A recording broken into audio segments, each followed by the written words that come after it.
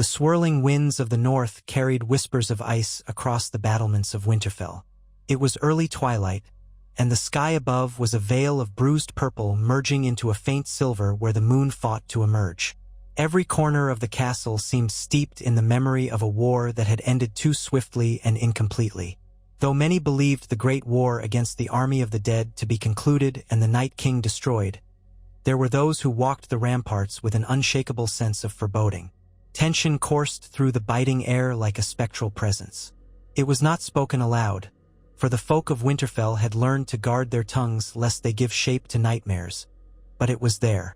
Each guard who clutched a spear at the gates, each servant who hurried through dark corridors, felt the hackles rise on the back of their necks when the cold gusts blew. Within the great hall, Sansa Stark presided over a modest feast. By the standards of those more lavish, more decadent gatherings in the south, it was a mere communal supper, but for the people of Winterfell it was a celebration. Life had prevailed against death, or so they assumed. Families had returned to their holdings to rebuild, and travelers from the outer villages brought the freshest turnips, the fattest pigs, the sweetest mead.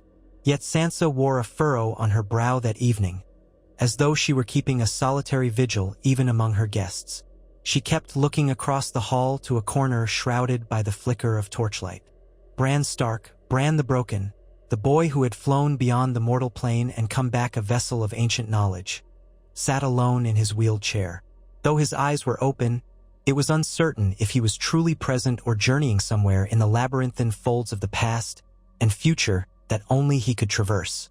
His siblings had become accustomed to these flights of his mind. Arya once quipped that Bran's soul traveled more miles in a day than all her treks across the narrow sea. Jon Snow, who was not present this evening, had often shown subtle sorrow whenever he regarded Bran. The boy he once knew had become something else, something old and new at once. But Sansa knew that a solemn sense of responsibility weighed upon Bran's slender shoulders. The mysteries he possessed were meant to guide mankind, or so it was said. Yet in the days since the Battle of Winterfell, she had noticed subtle shifts in him. Fleeting moments when his gaze seemed clouded by an emotion she couldn't name. It wasn't sadness, nor was it fear. If anything, it was something akin to an echoing call, as though a voice beyond the wind were beckoning to him. The fires in the braziers crackled, offering fleeting warmth to those who hovered close. Across the hall, laughter broke out from a table of knights retelling their heroic feats, and a fiddler struck up a simple tune. No one paid Bran any mind except Sansa, who rose from her seat at the head of the high table and quietly walked to where her brother sat. She placed a gentle hand on the armrest of his chair, her voice soft as she asked if he needed anything: a blanket, a different seat, help returning to his chambers. Bran turned his cool blue eyes upon her. She noticed how stark they looked, as if winter had found a permanent home in his stare. He gave a small shake of his head, polite but distant, and told her in a voice that carried no real emotion that he was fine. He smiled, a rare gesture in those days, though it disappeared from his face almost as soon as it arrived. Sansa found herself troubled by the brevity of his words. She forced a smile, returned to her place at the table, but her mind was caught in doubt. Even as she tried to immerse herself back in conversation with one of the castle's newest stewards, part of her attention remained with Bran. Though she did not know it yet, the smallest disturbance had begun to ripple through Bran's consciousness that very hour. Sometimes, in his dreamlike wanderings, he still glimpsed that blue-eyed visage, that unending expanse of ice that the Night King once embodied. He had told no one, for he was the three-eyed raven, and his secrets were his burden to bear. That night, when the hall's occupants had gone to their chambers and the hush of the late hour settled over Winterfell, Bran remained alone. The fireplaces had dwindled to glowing embers, and the only light came from a few scattered torches that sputtered feebly by the doorways. An attendant offered to help Bran to his bedroom, but he refused, unmoving as though waiting for something to happen. The wind rose beyond the walls, whining along the stone in a crescendo of lamentation. And then Bran felt it, a presence that had been absent for so long that its reappearance felt like a shock of cold water. The essence of the Night King. The malevolence was faint as a distant horn blast across a snowy plain, yet it called to him. He felt a tug at the edges of his psyche, the corner of his mind where the ephemeral link once formed between predator and prey during the war for the living. He breathed, or rather exhaled, a vaporous breath in the cold and closed his eyes. The inside of his mind was a swirl of ravens in flight. Shadows of memory and prophecy flickered there. The silhouette of the weirwood tree in Winterfell's godwood loomed large, its red leaves trembling in a wind no one else felt. The voice, if it could be called that, was not words but an insistent, terrible longing. An invitation to step beyond the mortal boundary, to let that part of him which soared free among the ravens rejoin a half-dead realm. The presence of the Night King, though the being itself was rumored destroyed, had left a door ajar. With the slightest whisper of ancient ice magic, it coaxed him to re-enter a realm of darkness. Bran trembled in his chair as the swirl of his visions crested like a wave. The images were confusing and exhilarating. He was flying north of the wall, seeing that unearthly expanse of white that once made him feel so small. He saw a reflection of himself in a pane of ice, but his own eyes glowed a subtle blue, as though the cosmic cold had found purchase in his spirit. He saw a legion of wights kneeling at his feet, the wind swirling around him in a dance of black cloaks. Then came a brief flash of the old cave beneath a weirwood, where he had trained with the previous three-eyed raven. The bark of that ancient tree was chalk white, the leaves like countless crimson hands. Something stirred among the roots, a faint, ghostly shimmer of the magic that had once made the children of the forest create the first White Walker. That strange swirl of runes and illusions rushed at him. Bran gasped aloud, snapping back to himself in the echoing emptiness of Winterfell's hall. For a moment he could not move, as if the presence weighed him down. There was a needle of piercing cold behind his eyes, a chill that threatened to freeze the blood in his veins. Yet he was the three-eyed raven, steeped in all the knowledge of time, and he fought for control. He inhaled deeply, guiding his breath until the darkness abated. The sensation ended as abruptly as it had begun. Only the hush remained. Bran pressed his lips together, puzzling over what he had just experienced, but somehow dreading the answer. Across the courtyard, Arya Stark twirled needle in the moonlight, practicing fluid strikes in quiet solitude. Sleep did not come easily to her these nights. Perhaps she could sense, in her own way, the new disquiet creeping into Winterfell. Though her face was set in concentration, occasionally her gaze flickered toward the windows of the great hall. She was no stranger to lurking shadows. She had seen enough horrors in her short life to know that the end of one terror might be the beginning of another. If she had known the shape of what threatened to unfold, if she had known it might take root in her own brother, perhaps she would have rushed inside. But all she had was a silent unease, a phantom that refused to reveal itself. So she continued to train.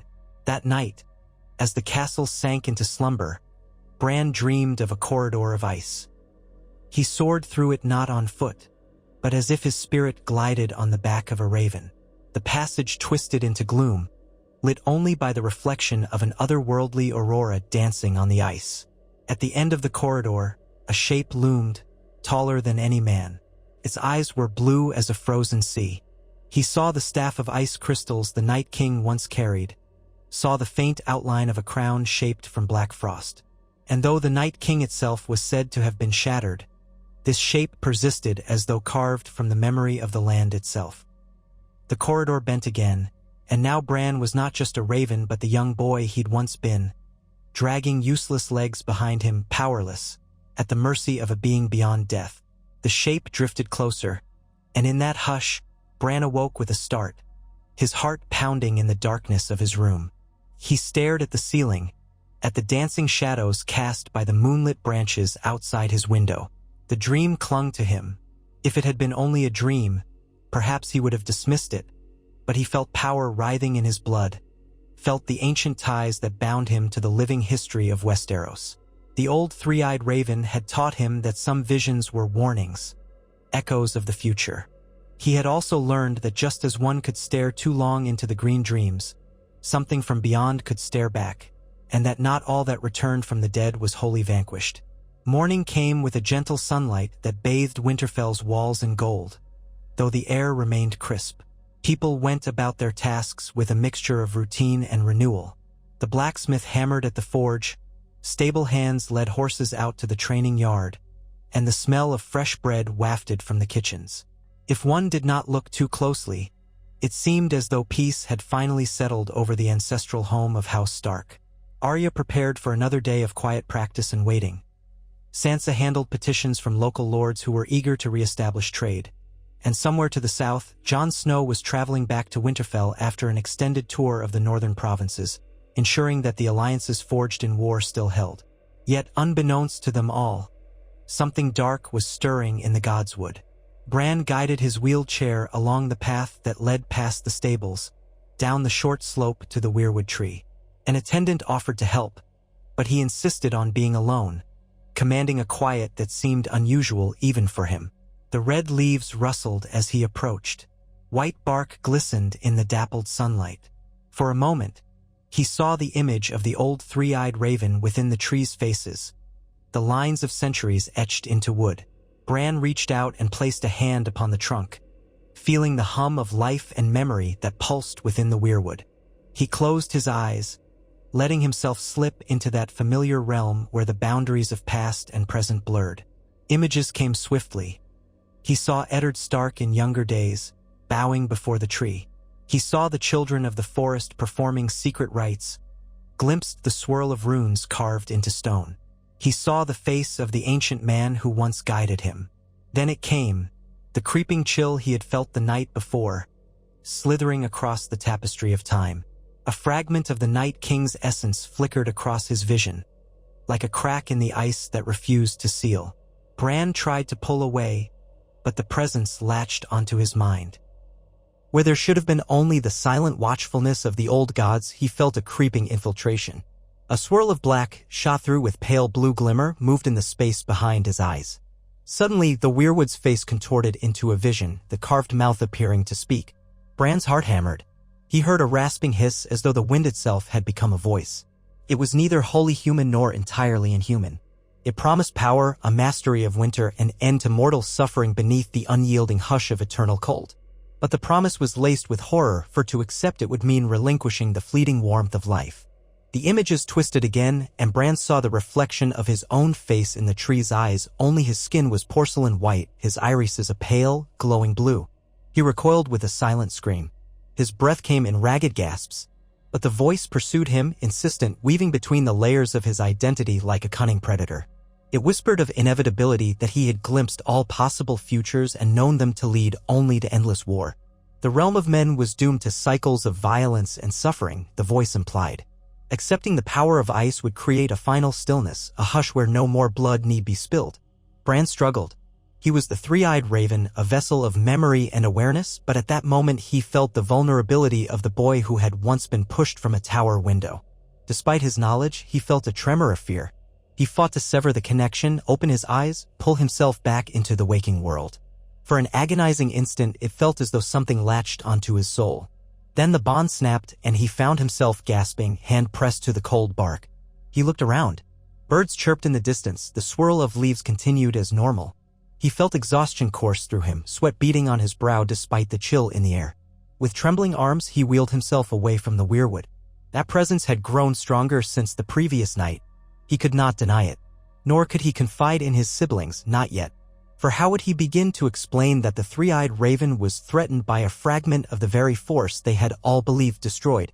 From that day onward, the shadows under Bran's eyes darkened. He spent more time in reclusive silence. Sansa tried to engage him in conversation, but his responses grew increasingly distant. Arya, who watched him with keen suspicion, once found him alone in the library, staring at ancient maps of the land of always winter. When she questioned him, he merely said it was part of his duties to know every corner of the realm. Yet she noticed his hand tremble slightly when he turned the pages, as if some invisible chill seeped into his bones. Elsewhere in the keep, rumors began to swirl among servants and guards. Some said that during the night, strange noises emanated from the direction of Bran's chamber, soft moans or perhaps faint chanting. A few claimed to see the breath of unseen cold passing in the corridor. It was dismissed by most as winter's memory. After all, the season had not fully yielded to spring. But the seeds of unease were planted. No one spoke openly of it around Sansa or Arya. They had enough troubles without the gossip of phantom chills. Yet the truth was that something was indeed manifesting, an unnatural frost that found purchase in quiet corners. Bran's nighttime visions became battles of will. He would close his eyes to rest and find himself pulled into that corridor of ice or some black void lit by swirling frost. The presence pressed upon him, offering glimpses of a future in which he commanded whites and white wolves, where he soared on undead ravens guided by an unholy crown of ice. It spoke to him not in words but in pulses of raw intent, pushing him to break the final barrier in his mind and let the corruption take root. Perhaps it was a leftover contingency, an echo of the Night King's power that had embedded itself in the realm's magical weave, seeking a new host. The significance was staggering, and if Bran were any less strong in spirit, he might have succumbed already. But still, night after night, the battle wore on him like a constant winter wind, eroding his defenses. On the 7th night after that first brush in the Great Hall, Bran woke with a cry. His attendant rushed in to find him drenched in cold sweat, eyes wide with terror. Bran did not explain, only asked in a trembling voice to be taken outside into the open air. They obliged, bringing him to the godswood in the half-light before dawn. The black sky shimmered with stars and the weirwood's leaves stirred. Bran sat there, feeling the depth of the presence creeping along his spine, tasting the frigid hush in every breath. He realized he might not be able to fight this alone. But he also knew a dreadful truth: if he revealed this threat, the realm could plunge into panic. They had only just begun to rebuild after the last war with the dead. Could they muster any defense if the malevolence returned in a subtler way through the mind of the three-eyed raven himself? He breathed slowly, calling upon the training he had received. He let his consciousness slip into the heart of the weirwood, and from there, he extended outward. Normally, the trees gave him vantage across time and space. But this time, it was as though a black frost had begun to gather on every leaf, limiting his vision, warping the tapestry of events. He pushed further, and for a moment, the barrier shook. He caught a glimpse of Jon Snow riding toward Winterfell, accompanied by a small retinue of loyal men. He saw Sansa in the Great Hall, pacing as she read messages from the Vale. And then he felt that chilling presence slam into him like a wave. He was cast out of the vision, panting and dizzy. Time passed strangely in the days that followed. Sansa announced that Jon was to arrive within the fortnight, and preparations for another humble feast began. Arya resumed her quiet patrols in the night. The cycle of daily life might have lulled some into comfort, but not Bran. Each sunrise, he felt the chill more acutely, a spreading ache that seemed to burrow deeper into his bones. He found himself drifting in and out of waking dreams. Sometimes he would see the courtyard and the people in it, but an overlay of white crystals and drifting snow would transform them into a silent tableau. Once he gazed at a passing guard and for a flicker of an instant perceived him as a white with blue eyes. Then he blinked and the vision was gone. One evening, after an especially grueling day, Bran mustered the will to share a fragment of his struggle with Arya. He found her in the courtyard, practicing with needle as she often did, the subtle moonlight playing over her determined features. She paused when she saw Bran approach in his chair, and something in his expression made her set down her sword. They studied each other for a moment, the hush broken only by the wind. He told her in a quiet, halting voice that he was troubled by memories of the White Walkers, that the power which had once animated the Night King had not fully left the world. Arya furrowed her brow, expression turning grim, her mind racing over the possibilities. She asked if it was a vision of the White Walkers returning. Bran hesitated, uncertain how to phrase it. Finally, he admitted he believed the threat was not external in the same way as before, but rather a remnant that had latched onto him. Her eyes flashed in alarm. She moved to kneel before him, searching his face. Arya demanded to know the nature of this threat, if it was real or only a nightmare. Bran closed his eyes for a moment and let the frost-ridden images swirl in his mind. When he opened them, he told her it was real enough that he was losing control. He was not sure how or why, but something of the Night King's magic was forcing its way into his consciousness. He had resisted, but it was growing. Arya's jaw tightened. She recalled how she had personally ended the Night King's existence. That moment of triumph had been etched into her soul. Now the idea that some fragment of him could persist in Bran both enraged and terrified her.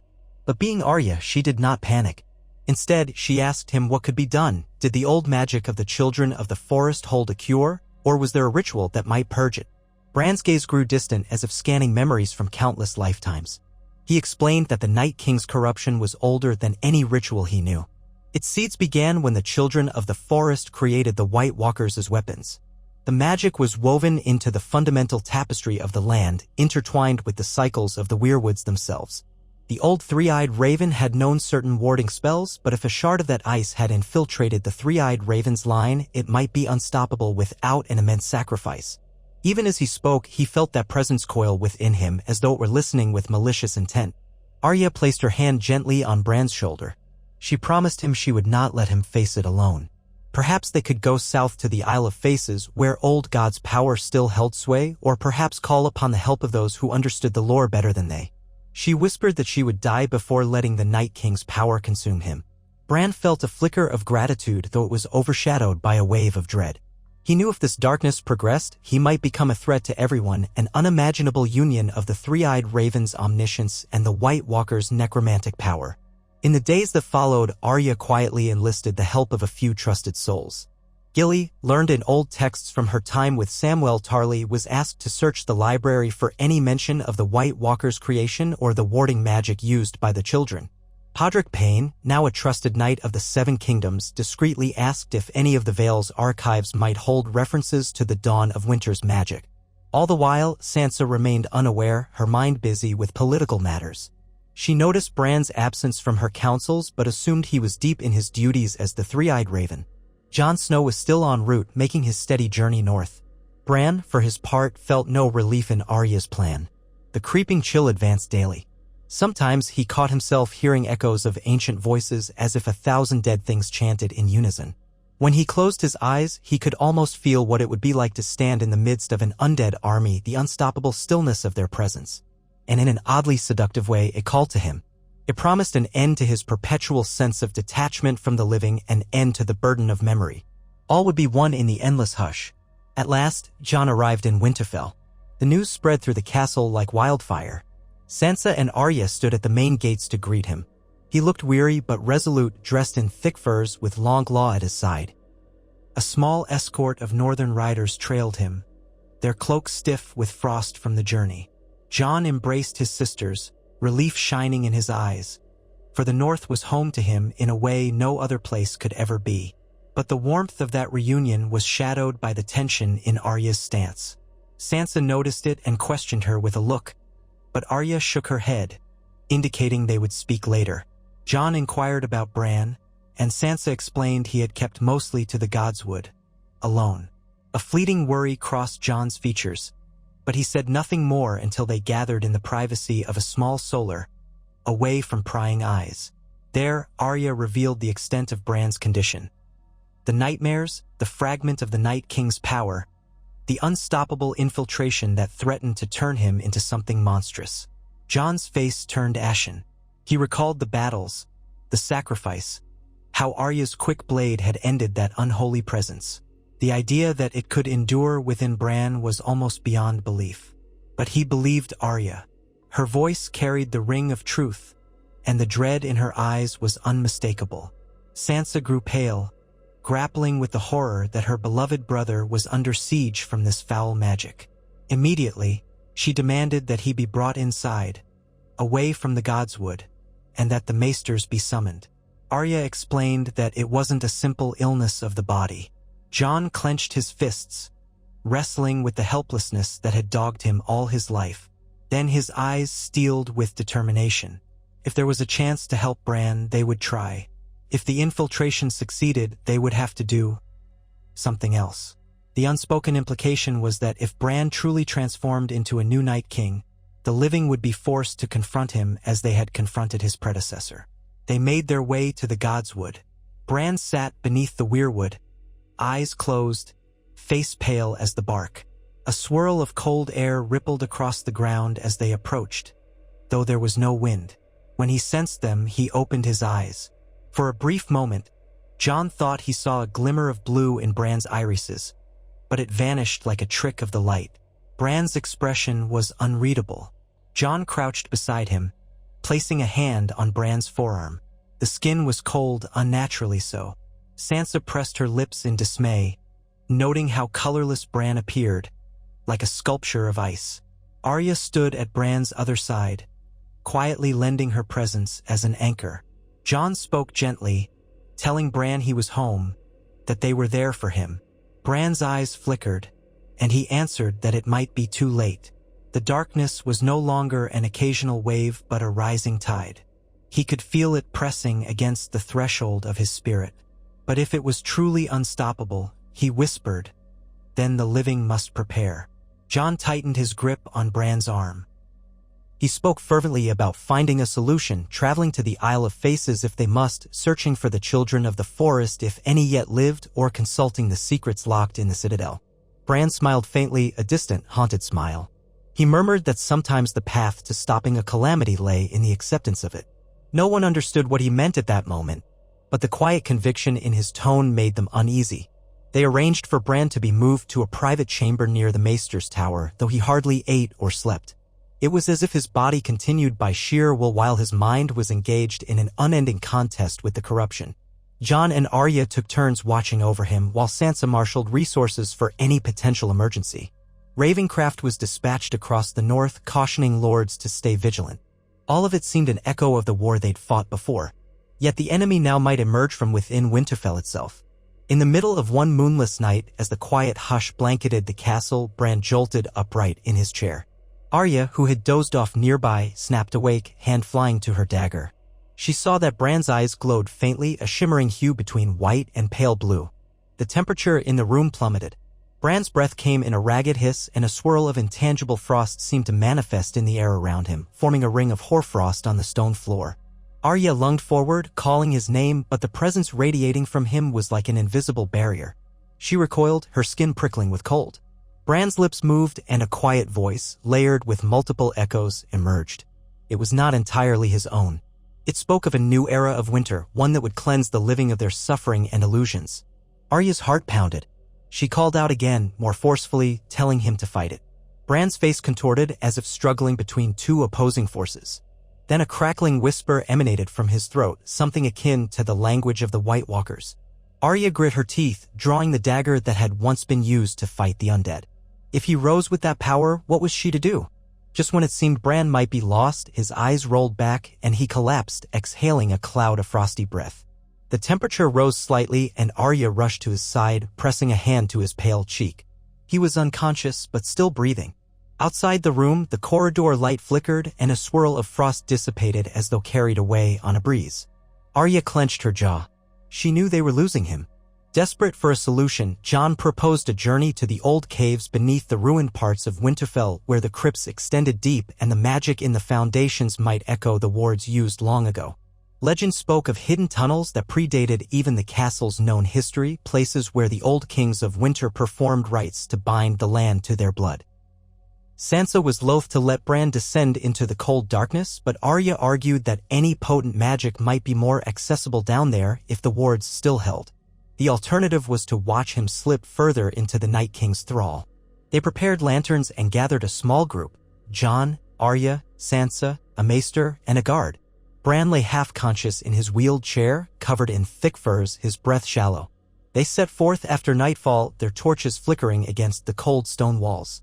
The descent into the crypts was lit by sconces set at intervals, though the deeper levels were rarely visited.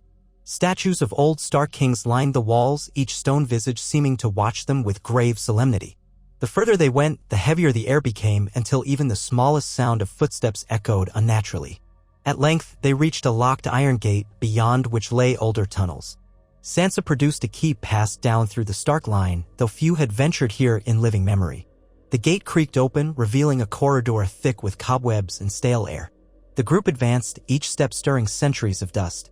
The flame of their torches cast tall shadows that danced like restless spirits on the walls. Bran remained silent, eyes half-lidded, though occasionally he would mutter in the old tongue or let out a faint moan of discomfort. The corridor ended in a small chamber. In the center stood a rough-hewn stone dais etched with runes no one recognized. Around it, for standing stones formed a crude circle. This was older than the crypts themselves, perhaps a relic of the first men or the children of the forest's earliest dealings with House Stark. Jon and Arya maneuvered Bran's chair into the circle, uncertain of the next step. The air felt charged, as though a storm brewed beneath the earth. Sansa stood at the edge of the dais, her torch illuminating the runes. She squinted, trying to parse them, but it was Gilly's voice that broke the silence. She had come as well, carrying a small tome recovered from the library. She said the runes resembled the wards used in the legends to block the White Walkers from crossing water. Perhaps it was a binding magic. If so, they needed to invoke it with some form of sacrifice or invocation. Gilly's voice trembled with uncertainty. Jon stepped forward, urging Bran to speak if he could. Bran's head lolled, and a hollow laugh escaped his lips, tinged with a resonance not his own. The torches flickered. He whispered that none of them understood the power they sought to meddle with. His voice grew layered once more, half Bran, half something else. Arya's fingers tightened around her dagger. Sansa gripped the torch so hard her knuckles turned white. The maester murmured a prayer to the Seven, though it felt hollow in this ancient place. Then, through the swirl of pale mist gathering at Bran's feet, his eyes snapped open. They glowed that uncanny hue of icy blue, and a sudden wave of cold blasted outward, extinguishing the torches. Only a dim, ghostly glimmer emanated from the runes on the dais. The next moment was chaos. Jon shouted for everyone to stand firm. Arya crouched, dagger at the ready.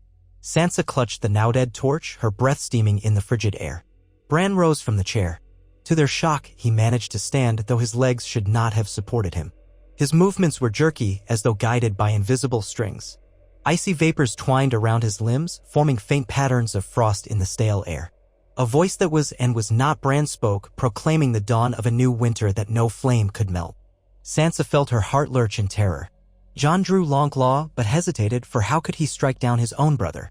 Arya, however, stepped forward, voice hoarse as she cried out Bran's name, ordering him to fight the presence within. Bran's face contorted, and for a fleeting instant his original brown eyes reappeared beneath the haze of ice.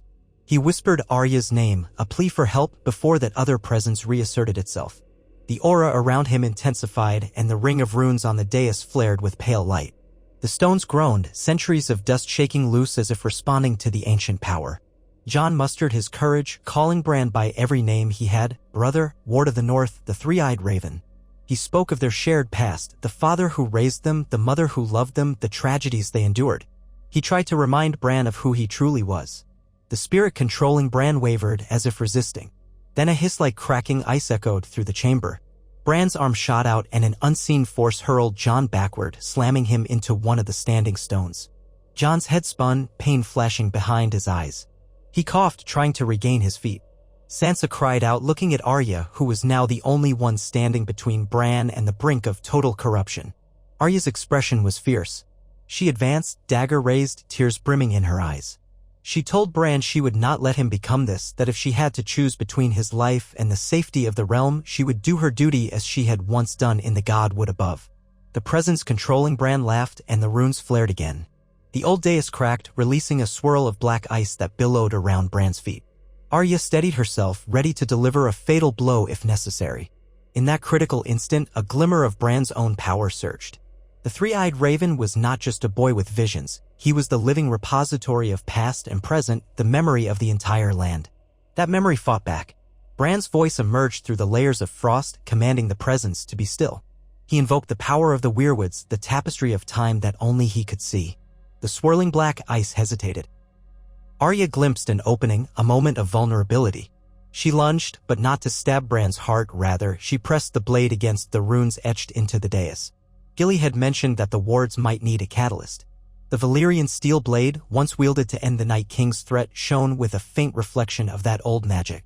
When the steel touched the runes, the circle of stones lit with ghostly brilliance, and an otherworldly shriek tore through the chamber. Bran's eyes went wide with agony, or perhaps triumph, as the frost aura pulsed violently, expanding out and then collapsing inward. Jon, still dazed, watched in horror and awe as a ripple of pale light coursed up Bran's body, dissolving the swirling black ice around him.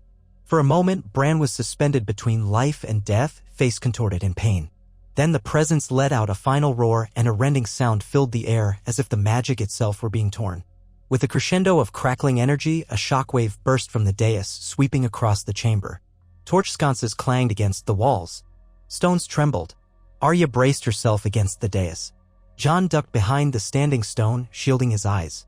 Sansa huddled against the wall with the maester, clenched her teeth as the wave passed. Then, just as abruptly, silence fell. The chamber grew still, no longer unnaturally cold. Jon pushed himself upright and saw Bran collapsed on the dais, motionless, the runes beneath him dim and fractured. The swirl of black ice was gone, replaced by a few drifting motes of faint light that vanished into the air. Arya scrambled to Bran's side, hands shaking. She called his name, pressing her fingers to his neck to feel for a pulse. He stirred, eyes fluttering open. They were brown again, deeply human and filled with tears. Relief washed over Arya. She cradled his head, telling him he was safe. Jon staggered toward them, dropping to his knees beside Bran, searching his brother's face. Bran's voice was weak, but he managed to say that the presence was banished, for now. Sansa approached hesitantly, tears in her eyes, wanting to embrace him yet still fearful of what might linger. Bran looked at her, and the fleeting ghost of a smile touched his lips. He was himself again. The dais was cracked, the runes marred. Whatever ancient ward they had awakened had drawn out the corruption, torn it free, and scattered it. Whether it was truly destroyed or merely dispersed, none could say for certain, but for the moment, the immediate threat had passed. They helped Bran back to his chair. He was too weak to stand now. The horrifying ability that had allowed him to walk moments before was gone. Jon carefully lifted him. They left the deeper tunnels behind, shutting the iron gate and locking it once more, this time with a renewed sense of vigilance. Sansa ordered that no one was to enter that place without her explicit permission. The group emerged into the upper crypts, exhausted and shaken. Outside, dawn was breaking over Winterfell. In the days to come, Bran rested under careful watch. The unnatural chill in his chamber faded, and he slept more peacefully than he had in weeks, though he remained frail. The piece of the Night King's magic that had infected him was gone, presumably destroyed by the binding wards beneath the castle. Yet a lingering question haunted them all: magic this ancient seldom vanished completely. Even if it could never again mount the same threat, the seeds of winter might remain, hidden in the recesses of the world's magic, waiting for an opportune moment. Bran eventually regained some of his strength, though he spoke less often than before. He spent hours gazing into the distance as though reconciling the things he had seen. Sansa and Arya, taking no chances, insisted that the protective wards discovered under Winterfell be studied further so that if any trace of that dark power attempted a return, they would be prepared. Jon stayed close, torn between relief that they had saved Bran and a nagging fear of what might still slumber within him. One late afternoon, not long after Bran had recovered enough to sit with the family in the Great Hall, Arya found him alone by the window of his chamber. She asked if he remembered everything that had happened. Bran nodded, saying he remembered all of it, including the alluring promise of an eternal winter. Arya asked if he felt different now, if the three-eyed raven's visions were intact. Bran replied that he still possessed the sight, though he sensed that a door had been forcibly sealed in his mind. He could not fully see certain timelines or futures that once flickered at the edge of his awareness. Perhaps it was the cost of expelling that dark fragment. Or perhaps it was a mercy, sparing him the knowledge of what might have been. Arya closed her eyes, relieved. She told him that whatever he had lost, the realm still had him, still had a chance at peace. Bran looked at her gravely, reminding her that the cycles of the living world never ceased. War and peace would ebb and flow. But at least for now, the night was held at bay. Arya nodded, eyes brimming with emotion she rarely displayed. She squeezed Bran's shoulder, and in that silent gesture, all the gratitude and love they shared. Far above in the northern sky, beyond even the wall, storms still raged over glaciers and ancient valleys. Some whispered that the land of always winter was never fully quelled, that its secrets were as old as the first dawn of mankind. But in Winterfell, the snows had eased, and spring hinted in the crisp morning air. Though the shadow of the Night King had nearly claimed the spirit of the three-eyed raven, love, loyalty, and the last vestiges of the old magic had prevailed. Life continued, uncertain yet undefeated. Weeks later, when the ravens carried news that spring had been officially declared by King's Landing, the people of the north allowed themselves cautious celebration. Jon departed to handle the tasks of governance, Arya continued to explore the uncharted roads of the realm, and Sansa guided Winterfell with a steady hand. Bran found a new equilibrium, one that balanced the burdens of knowledge with the renewed warmth of family ties. Though he was changed by the ordeal, some small measure of humanity glowed in him again, a flicker that refused to be extinguished by the seductive call of ice. And in the quiet hours of dawn, when the sky was painted with pale light, Bran sometimes closed his eyes and drifted through the green dreams. He sensed the faint echo of that once dead presence, now scattered to the four winds. A memory of the Night King's crown shattered into 1,000 shards of ice. If he listened closely, he thought he might hear the voices of the ravens chanting in unison that so long as men remembered, so long as they guarded the realms of the living with courage, the powers of darkness would find no home. Yet a part of him, the lonely watcher of the tapestry of time, knew that winter would come again someday, in some form. It was the nature of things. But when that day arrived, the living would be ready, and the three-eyed raven would be there to guide them so long as hope remained in the hearts of men. Still, on certain nights, Bran's gaze strayed northward where the horizon stretched into an endless sea of ice. He would recall that glimmer in his eyes, that moment when the frost was so enticing it promised relief from all mortal burdens. A hush in which time itself seemed to freeze. Then he would remember Arya's face, the warmth of Jon's voice, the unwavering resolve in Sansa's stance, and the love they bore him in their own ways. Those recollections wove themselves into a bulwark stronger than any spell or ward, a reminder that he was not alone. The final victory over such a darkness was not just the binding of ancient runes, but the bonds of family that refused to let him go. And so the threat passed, or so it seemed, leaving only quiet rumor and uncertain hope. The North carried on, healing slowly from its wounds. The ravens soared over battlements dusted with melting snow. The old gods in the weirwood watched with silent eyes, keeper of truths hidden from mortal comprehension. And deep under the castle's foundations, where broken runes once flared with power, a faint echo might still linger, a reminder that the corruption of the Night King had nearly claimed the new three-eyed raven, transforming him into a winter warlord. But in the heart of Winterfell, in the hearts of its people, the fires of perseverance still burned, lighting the path forward under the vast expanse of sky that promised, if not absolute safety, at least another day of precious life in a world constantly poised between ice and fire. In the soft hush that settled over Winterfell after Bran's encounter with the old magic beneath the castle, a fragile sense of calm took hold. The corruption that had nearly claimed him seemed banished, yet even as the keep's inhabitants moved on with their daily tasks, no one could forget the cold terror they had witnessed. The corridors felt a little quieter, as if folk feared to speak too loudly lest their voices reawakened something best left sleeping. The servants who glimpsed Bran being carried back from the crypts spoke in hushed tones of shadows and frost. Even though spring hung in the air, sunlight now touched the high towers and the last snows were melting beyond the walls. Each breeze seemed laced with a memory of that unnatural chill. Those who passed Bran in the courtyard or halls looked upon him with guarded relief, grateful he was still among them, yet unable to erase the echoes of that strange glow in his eyes. He spent many days recuperating in the solitude of his chamber, aided by the maester's tonics and Gilly's carefully prepared herbal remedies. His siblings came to visit him in turn.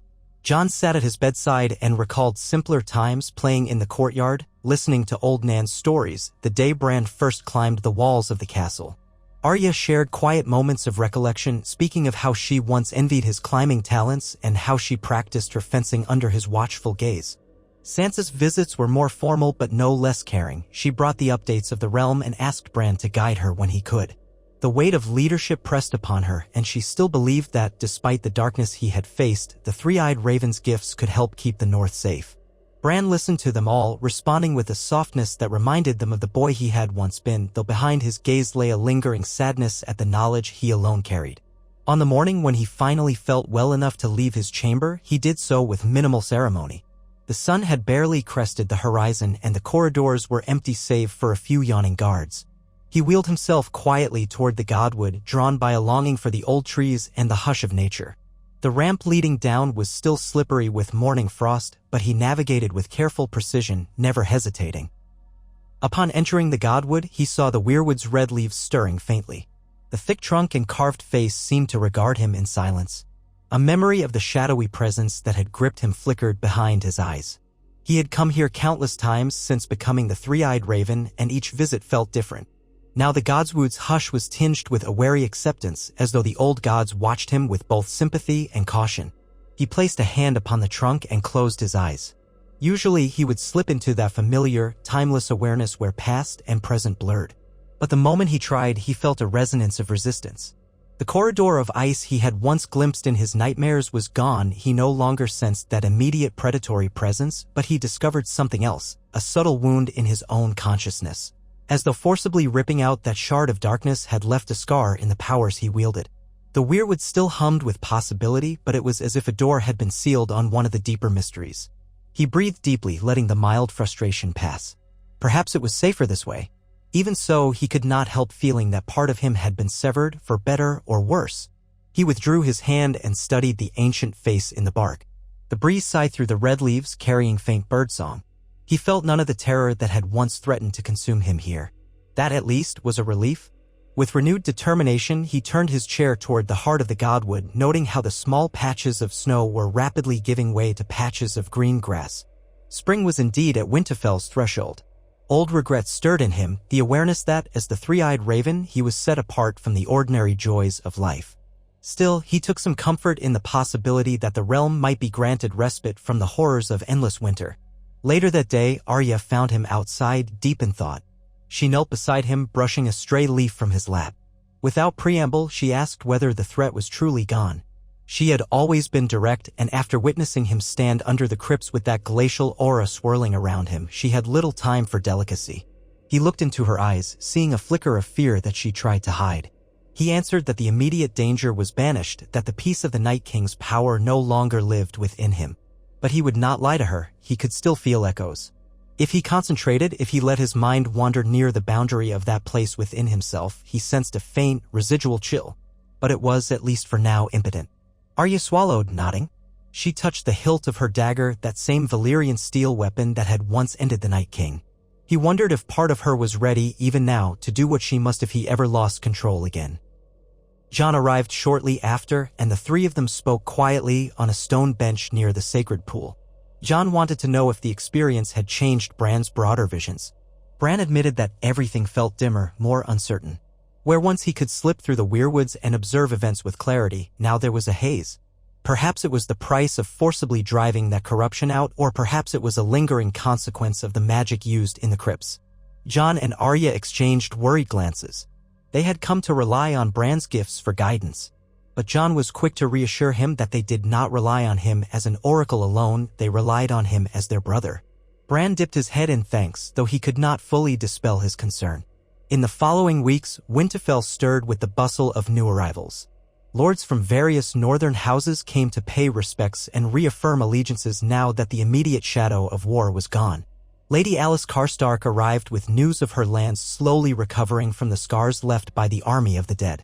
Lord Glover, returning after a period of estrangement, humbly submitted his renewed fealty to Sansa.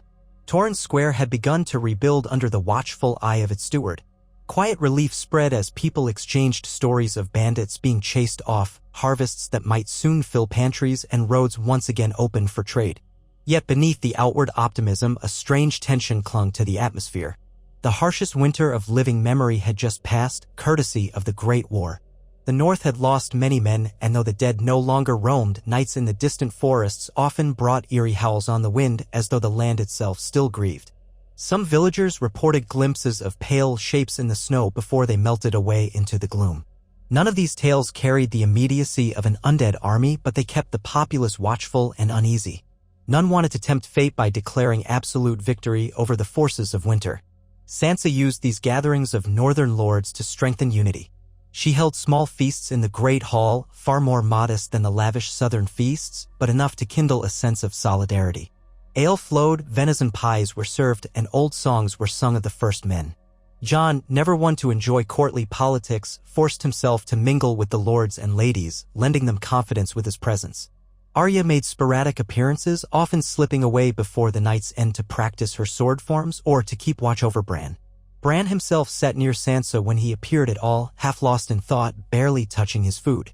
Yet to the outside world, everything seemed like a cautious celebration of survival. On one such evening, as the great hall buzzed with the echoes of merriment, a messenger arrived from the Gift, the stretch of land near Castle Black. He brought word that Tormund Giantsbane and a few wildlings had been patrolling the region beyond the wall, and they reported unusual sightings near the old domain of the Night King. While the land of always winter remained as inhospitable as ever, Tormund claimed to have found large swathes of ice that appeared to have cracked and melted, as if something had disturbed the permafrost from below. There were also strange tracks, neither purely human nor animal, leading into a fissure in the ice. The significance was unclear, but it was worrisome enough that Tormund wanted the North to know. Rumors spread among the banquet's guests, whispers of a new threat lurking in the tundra. Sansa, hearing these unsettling tidings, exchanged a meaningful glance with Jon, and they both looked to Bran. That night, after the hall had mostly emptied, Bran, Jon, and Sansa gathered in Bran's quarters. The maester had left a small lamp burning on a low table, illuminating the worn lines on Sansa's face. She described what the messenger had relayed in more detail. Tormund suspected some remnant of the Night King's domain still lay dormant, perhaps a pocket of ice magic that had not been snuffed out. Jon's brows knit as he considered the possibility of scouting parties north of the wall. Bran sat silent for a long time, seeming to stare past them at something only he could see. Eventually, he shook his head. The clarity he once had was blurred, but he sensed nothing as strong as the presence that nearly destroyed him. If something stirred, it was distant and faint. Still, no one wished to dismiss Tormund's concerns. Memories of the last war were too raw.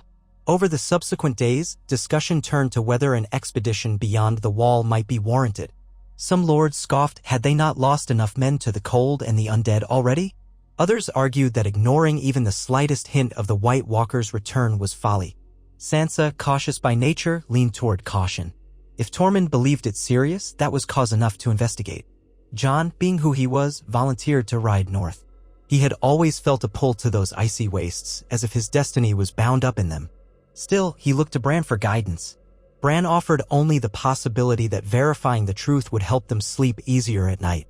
Even though he could not easily peer through time and space as before, he understood that leaving unanswered questions was dangerous. On the morning Jon prepared to depart, Arya confronted him in the courtyard. She had her pack slung over one shoulder and her sword sheathed at her hip. She said she was coming with him, the north was not foreign to her, and she would see with her own eyes what lurked in those frozen plains. Jon hesitated, concerned for her safety, but Arya reminded him she had traveled through the darkest corners of the world and faced horrors unspeakable. She would not be left behind. It was settled. A small party was assembled. Some trusted knights, a few rangers with experience patrolling the far north, and Ghost, Jon's direwolf, who prowled with quiet intensity near his master's feet. Bran watched them from the ramparts as they rode out. A pang of envy tugged at him, remembering the boy who dreamed of knighthood and adventures. Now he could only remain behind, bound in part by his physical limitations and in part by a sense that if the old magic stirred again, he might well be the focal point. Sansa joined him at the parapet, the wind teasing strands of her hair from beneath her cloak. She placed a comforting hand on his shoulder, telling him that though he might feel helpless, his presence at Winterfell was essential. He was their living link to the truths of the world, seen and unseen. If any greater threat arose, they would rely on him to sense its approach. Bran managed a tight smile, grateful for her reassurance even if he doubted his diminished gifts. Jon's party made steady progress north. By the time they reached the ruins of the last hearth, the snowdrifts along the roads were melting into muddy ruts. Houses that had once been deserted began to show signs of life again. Chimneys smoking, children playing in yards. Yet the air grew colder the further they rode, and by the time they approached Castle Black, they were enveloped by memories of the brutal winter they had survived. The black stone of the fortress still bore scars from the last siege. Tormund was waiting for them, leaning against one of the old walls, a grin splitting his bearded face when he saw Jon. He clasped Jon's arm in greeting, teased Arya about her small stature, and then ushered them to a dimly lit corner of the yard to explain his findings. Tormund's tone grew graver as he described the unusual cracks in the ice fields to the far north, well beyond the official extent of the wall. He spoke of hearing echoes in the night, faint but eerie, and how some among the free folk felt the presence of a nameless dread. Arya watched him carefully, trying to determine if it was mere superstition. Tormund shrugged off the notion of fear. He prided himself on never being scared, but he could not shake the feeling that something out there was unsettled. Jon asked about whites or White Walkers. Tormund said he had seen no direct sign of them, only strange tracks and the persistent sense they were being watched. 2 days later, they set out again, heading past the battered gates where the wall still stood in partial ruin. The sun glinted harshly on endless snowdrifts, and the wind carried a biting chill. Their group was small, 8 riders in total, plus Ghost loping alongside, and they traveled in wary silence. At night, they camped behind natural windbreaks or in shallow ravines, mindful of how quickly the temperature plunged. Arya took the second watch each evening, her keen hearing straining for any suspicious noise. Jon often found himself staring at the stars, reminiscing about the fateful night battles that once took place here. On the 4th day out from Castle Black, they encountered the first of the ice fissures Tormund had described. It was a jagged line stretching across a frozen plain, wide enough in places that a man could slip through with care. The edges glittered like broken glass in the pale light. Steam rose from the crack's depths as though a hidden warmth welled up from the earth. Tormund spat, saying it wasn't natural. Jon dismounted, carefully peering down into the crevasse. He saw swirling mist below, but no sign of anything living or dead. One of the rangers picked up a chunk of ice and dropped it in, listening for an echo. After a moment, they heard the faintest splash, suggesting water far below. Arya bit her lip. Water in the land of always winter, heated enough to produce steam, was all but unheard of. As they made camp that night, they found a sheltered hollow against a rise of rock and set a watch rotation. The moon was bright overhead, painting the snow in silver. Ghost prowled the perimeter, ears twitching. Sometime during the darkest hour, Jon felt a presence outside his tent. He emerged to see Arya crouched in the snow, peering at something in the distance. She beckoned him over without a word. When he joined her, she pointed to faint figures on the horizon, shapes that seemed to move across the plain. They flickered in and out of sight as if cloaked in shadows. He felt a chill not entirely caused by the wind. They could have been human travelers, or they could have been something else altogether. Before he could decide what to do, the shapes vanished. In the morning, they discovered footprints beyond their camp, but they were fragmented and quickly blown over by drifting snow. Tormund growled curses. He suggested they follow the tracks, though there was barely enough trail to follow. They rode in the direction of the shapes Arya had seen, scanning the white horizon. The day passed in tense monotony, just the crunch of hooves on the packed snow, the gusting wind, and the occasional muttered observation. Twice they spotted the shapes again, but always at extreme distance, and each time the silhouettes melted away before they cowl. Draw closer. Late in the afternoon, they reached the second fissure. This one was larger, with an unmistakable sulfuric smell rising from its depths. The sight was unnerving. The surface of the ice around it was blackened, as if burned by something from below. Jon and Arya exchanged uneasy glances. A ranger approached the fissure's edge to probe its stability with a spear, only to stumble back when a sudden gust of hot air billowed forth, carrying the reek of minerals and old earth. Tormund spat on the ground, muttering that he had never known the land to behave like this. One of the knights suggested it might be an aftershock of the magic that ended the Night King, as if the world itself was venting the residue of a once great power. As if in answer, a faint tremor rippled through the ground, causing chunks of ice near the fissure to collapse inward. The travelers scrambled back, hearts pounding. Silence fell over them. Then, from somewhere deep below, came a low moan, like the shifting of glacier against rock, or perhaps something else. They waited tense, but nothing more happened. Arya's face was pale with apprehension. Jon exhaled slowly. They decided to mark the location on their map and proceed further north to see if there were additional fissures or signs of disturbance. The sense of foreboding grew with every mile. Their vigilance paid off the next evening when they finally caught a glimpse of the figures at closer range. Dusk was settling over a landscape of half-buried boulders and wind-sculpted drifts when Arya, scouting ahead on foot, spotted movement among the rocks. She crouched, blending into the shadows, while the rest of the party held back. The group of figures, there were at least 6, moved in an odd formation as though they were searching for something. Even from a distance, Arya could see they were not human in the usual sense. Their movements were stiff, and their silhouettes in the dusky light revealed skin that looked pale, almost translucent. She returned to Jon, face taut, explaining what she had seen. He immediately thought of wights, but as they cautiously advanced, swords and bows ready, they found the area empty. Snow whirled in a gust of wind, and no trace of the figures remained. But footprints in the fresh drifts told them enough. The prints were elongated, the toes splayed almost like claws. A hush fell over the party. The watchers felt a creeping dread. Wights typically left footprints more or less human in shape. These were something else. The reality that an unknown threat roamed the tundra set their nerves on edge. Tormund quietly gripped his battle axe, scanning the white wastes. They pressed on, determined to glean any clue that might confirm or deny a renewed threat from the walkers. Each night, they took turns standing guard, every sense straining to catch the faintest sound. Now and again, Ghost would growl low in his throat, hackles raised, staring into the darkness. Yet nothing solid came near enough to engage, as though the specters out there preferred to observe from afar. Back at Winterfell, news of Jon's expedition was scarce. Ravens traveled slowly in poor weather, and their messages were short, relaying only that they had indeed found the fissures and remained watchful. Sansa worried incessantly, pacing in the solar and reading old accounts of the long night as if searching for patterns. She consulted Gilly, who pored over the library's newly reorganized archives, searching for mention of any phenomenon resembling these steaming cracks in the ice. Bran, for his part, tried to use what remained of his powers to glean glimpses of the expedition. But each time he attempted a deeper vision, he encountered a fuzzy haze, an echo of that scarring that now hampered him. Frustration and guilt gnawed at him.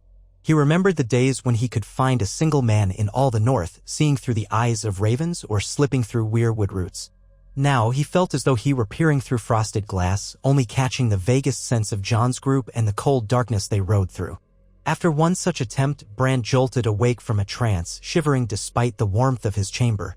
He had glimpsed something, a swirl of shadows on the tundra and a pair of glacial blue eyes set into a face that was not quite human. But it had been too fleeting to interpret. Had he seen one of the original White Walkers? Or some new manifestation of the Night's power? The vision had ended abruptly, leaving him with a pounding heart. He summoned Sansa and recounted what he had seen. She turned pale, her mind jumping to the worst conclusions. They agreed to prepare for the possibility that White Walkers or a related threat might be stirring anew, though neither dared to share that theory widely for fear of creating a panic. Meanwhile, in the bitter north, Jon's party reached a remote plateau dotted with massive ice spires rising from the ground like the teeth of some ancient beast. Among these spires, they found scattered remains of old camps, torn tents, charred wood, and half-buried gear that might once have belonged to wildlings or night watchmen. Everything was covered in a thick layer of frost, but the damage did not appear recent. Still, an unsettling feeling clung to the place. Arya stooped to examine a discarded cloak and discovered it bore the emblem of House Umber, likely from the time many families fled during the Great War.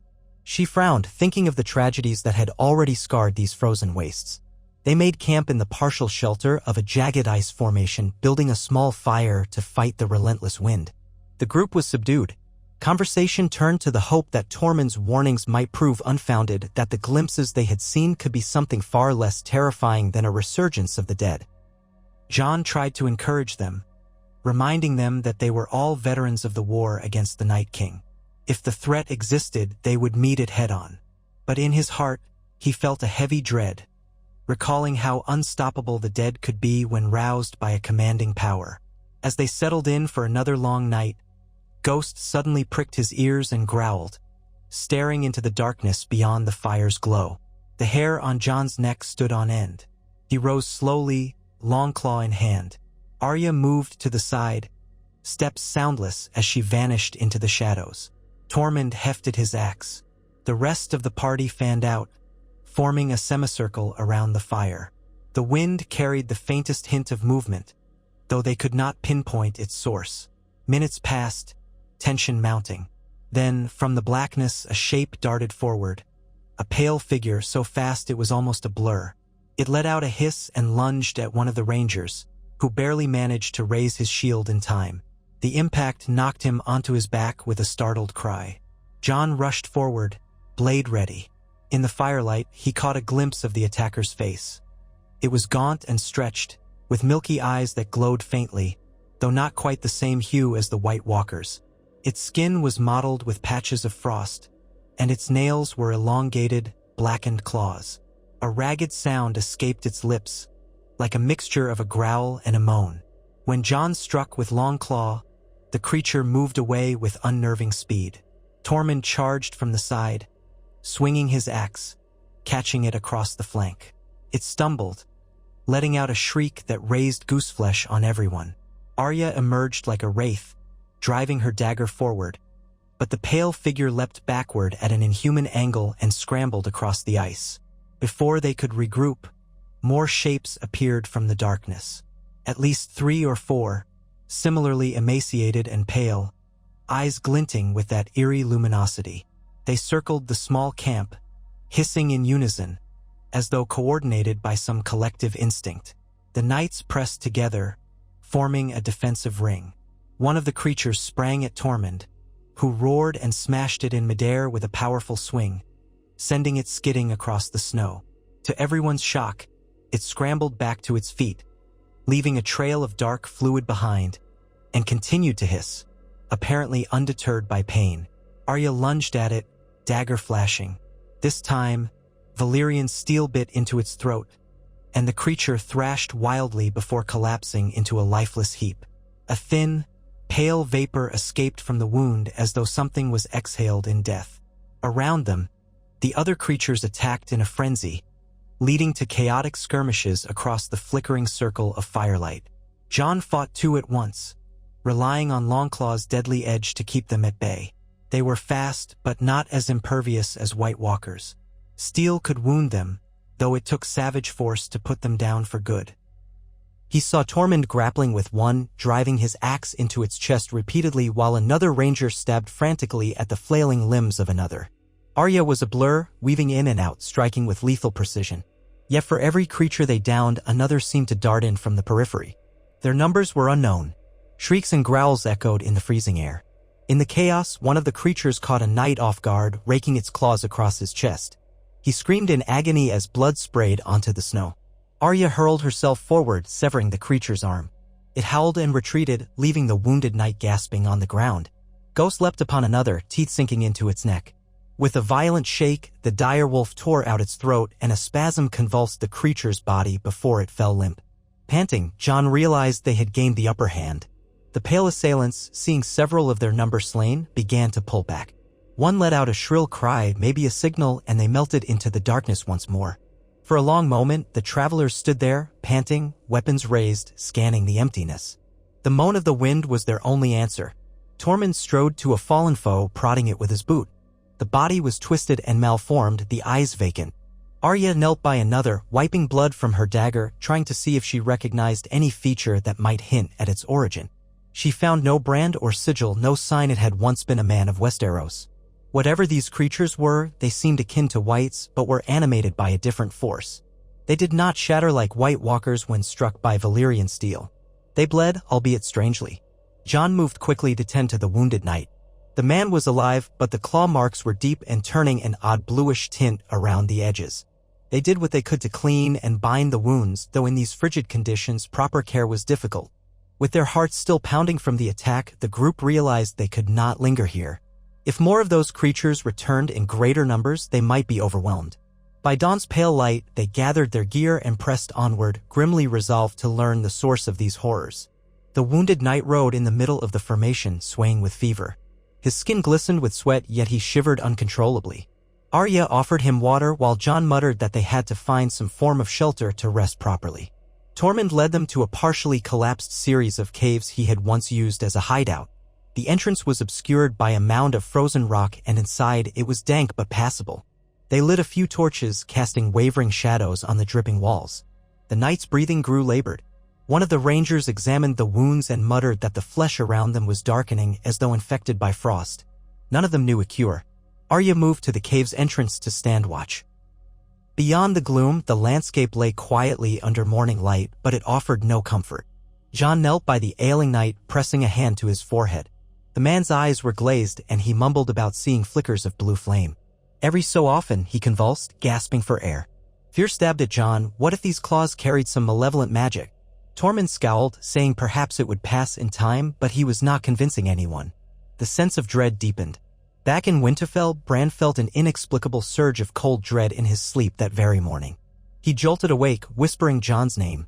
When he tried to slip into a vision, all he found was swirling gray. But his heart hammered with the certainty that some crisis had befallen them. Without hesitation, he requested Sansa's presence. When she arrived, he told her he believed Jon's party was in danger. He had not seen exactly what transpired, but the sensation of panic was unmistakable. Sansa's expression was pained, torn between wanting to send help and knowing the North had few men to spare for such a journey. They decided to dispatch ravens to the few watchtowers that dotted the gift, asking any rangers or free folk to be on the lookout for Jon's group. Down in the crypts beneath Winterfell, the memory of the binding wards that had saved Bran lingered. He had not returned there since that harrowing night, but part of him wondered if that same power, or some variation of it, might be needed again. He feared the creatures Jon faced might be expressions of the same root magic that once bound the White Walkers to the will of darkness. He considered confiding in the new maester about the possibility of performing a protective ritual, though he knew how risky such magic could be. Meanwhile, Jon and his companions huddled in the dimness of the cave. Hours passed. The wounded knight grew delirious, the skin around his wounds turning a mottled black and blue. He clutched at Jon's arm, eyes wild, words coming in incoherent bursts. So cold, beneath the ice," he babbled. Arya listened from a few paces away, her expression grim. Tormund tried to give the man a swig of strong drink, but he could barely swallow. Arya noticed faint flecks of frost forming on his lips despite the cave's shelter. It was as though the infection itself was manifesting the chill from within. By nightfall, the man's ragged breathing stopped. They had done everything they could think of, but it was not enough. As his body went still, the group stood in somber silence. Then a horrifying notion struck them: if these creatures were akin to wights, would the infection reanimate him? They had all lived through enough nightmares to fear that possibility. So they agreed, with heavy hearts, that they must burn the body before it could rise. Tormund carried him out of the cave, building a makeshift pyre of dry wood they had collected. Jon offered quiet words, acknowledging the knight's bravery. Arya lit the fire with a torch, and they stood guard until his body was consumed by flame, the acrid smoke rising into the cold night sky. That grim task done, they returned to the cave to plan their next move. They could turn back to Castle Black and report what they had found, or they could push forward, hoping to learn more about the creature's origin. A debate ensued. One of the rangers argued that they had seen enough to confirm a real threat existed. Another insisted they might glean crucial knowledge if they pressed on, perhaps discovering that these creatures were scattered and leaderless, not organized like the White Walkers. Jon wavered, knowing the value of intelligence but also feeling the weight of responsibility for his companion's safety. In the end, Arya's voice swayed him. She said that if they turned back now, they would spend their days wondering if a greater menace lay undiscovered, inching closer to the wall. Jon exhaled, nodded, and said they would continue north for a little while longer. They traveled slowly the next day, scanning for any sign of movement. The wind whipped the snow into eddies that danced over the bleak terrain. Now and then they glimpsed black rock formations protruding from the white expanse, or the jagged shimmer of ice fields that stretched to the horizon. Late in the afternoon, they came upon a region pockmarked with smaller fissures, each venting faint steam. Standing amid the strange, steaming ice was a formation that looked almost like an altar, an outcropping of stone with a flat surface. Nervous tension rippled through the group as they approached. The wind carried an odd, low hum, as if from deep within the earth. Climbing atop the outcropping, Jon peered down into another crevasse, a narrow slit that seemed to open into a cavern below. The smell of sulfur was faint but present. For a moment he thought he heard movement, a scraping sound on the rock. Arya joined him, narrowing her eyes as she peered into the depths. She placed her hand on the edge, leaning to see more clearly. Tormund stood behind them, muttering that they should be careful or they'd slip and break their necks. But Arya caught a flicker of motion. She gestured for silence, straining to listen. From somewhere down there, a soft, rhythmic scratching or tapping echoed up. Could it be an underground stream? Or something else? Curiosity and dread warred within them. Finally, they decided to lower a torch on a rope for a better look. With Tormund and two others holding the rope, Jon lit a torch and carefully lowered it into the crevasse. The firelight flickered against slick walls of ice and rock. After descending about 20 feet, the torch revealed a ledge where the crevasse widened into a cavity. Within that gloom, the light fell upon a cluster of pale shapes. At first, it was difficult to discern details. But then, as the torch swayed, they saw the shapes move. A cluster of the same gaunt, frost-skinned creatures they had battled. They were huddled together, perhaps nesting or resting. One of them lifted its face, catching the glow of the torch, and its eyes gleamed with that eerie pallor. A jolt of adrenaline shot through Jon. Carefully, he signaled for the rope to be drawn back. They needed to regroup and decide what to do. The presence of a nest suggested these creatures had a lair beneath the ice, maybe more than one. Arya's heart pounded as she imagined the possibility of dozens or even hundreds of them. They had no way of knowing how large this network of fissures and caves might be or how extensive the threat. Tormund cursed under his breath, eyeing his axe. The question loomed: should they attempt to seal the crevasse or even try to kill the creatures? They withdrew a short distance, huddling to discuss options. The risk of venturing into the crevasse was enormous. They were outnumbered and they had only discovered this one nest. There could be more. Yet leaving the creatures unchecked felt equally dangerous. They might multiply and, in time, attempt an organized incursion south. One of the knights proposed collapsing the crevasse. Perhaps if they triggered an avalanche of rock and ice, they could bury the nest. But there was no guarantee that would wipe them out, and it might only stir them to come swarming out in other places. Jon rubbed the bridge of his nose, feeling the weight of leadership crush him. He gazed across the desolate plain, thinking of Winterfell, of Bran's close call with the corruption, of the entire realm that could be threatened if these creatures evolved into an army. In the end, they decided on a measured approach. They would attempt a small incursion. Jon, Arya, Tormund, and two of the more experienced warriors would descend. The others would remain above, ready to assist or to seal the crevasse if needed. It was a desperate plan, but none of them felt they could simply walk away from what they had found. Together, they rigged ropes and gathered torches and what explosives they had, small casks of black powder used by the Watch for mining tasks. The idea: was to plant the charges at strategic points inside and hopefully cause a collapse after they retreated. Arya's hand trembled slightly as she prepared her gear, but her resolve was unshaken. As dusk approached, they lit their torches and began the descent. The crevasse walls were slick and treacherous, requiring careful footing. Jon led the way, gritting his teeth each time he felt his boots slip on the ice. He could hear Tormund's soft grumbles behind him, and Arya's breath kept even as she moved with uncanny agility. At the bottom, they found themselves on a narrow shelf of rock overlooking a more extensive cavern. The stench of sulfur was stronger here, mingled with a faint decay. Torchlight revealed jagged stalactites and swirling mists from the geothermal vents. And in the shadows, those pale forms lurked. Jon motioned for silence, and they crept forward, placing each step carefully to avoid dislodging stones. The creatures seemed partially dormant, though every so often one twitched or raised its head as if testing the air. From this vantage, they realized there were more of them than expected, 20, perhaps 30, scattered throughout the cavern. Their bodies were in various states of transformation, some more human-like, others almost insectal in their twisted limbs. Arya fought down a wave of revulsion at the sight of one whose jaw seemed elongated, lined with black fangs. This was no simple band of feral wights. It was something new and terrible, perhaps the result of lingering ice magic twisted by underground forces. The plan was to find structural weak points, set the black powder charges, and retreat. The resulting collapse, they hoped, would bury the nest. They moved in pairs, each pair carrying a cask. The cavern was eerily silent, broken only by the dripping of water and the hiss of escaping steam. Jon and Arya skirted along a rocky protrusion toward a cluster of columns that seemed to support the cavern's roof. Behind them, Tormund and one of the warriors followed, scanning for any sign the creatures were rousing. Another warrior set charges near the entrance. They managed to place the first cask without alerting the creatures, though Arya nearly slipped on a patch of frost and Jon had to catch her arm. Then they moved to a second spot. Time seemed to stretch, each heartbeat amplified. They heard the faint rasp of a creature shifting in its sleep. Arya risked a glance, watching a group of them huddled in a shallow pit. It was horrifying to see their ribs protruding and their eyes half-lidded as if they were drifting in some savage dream. She placed the cask gently against the rock, trying not to breathe too loudly. Suddenly, from across the cavern came a metallic clank as Tormund lost his grip on a tool. The sound echoed like a clarion. Instantly, the creatures jerked upright, a chorus of hisses reverberating through the space. Jon and Arya froze. Tormund swore, snatching up his axe as the creatures oriented on the source of the noise. The nearest ones scrambled to their feet, limbs contorting with inhuman grace. Their hollow eyes gleamed in the torchlight, fixed on the intruders. "Now!" Jon barked, voice echoing.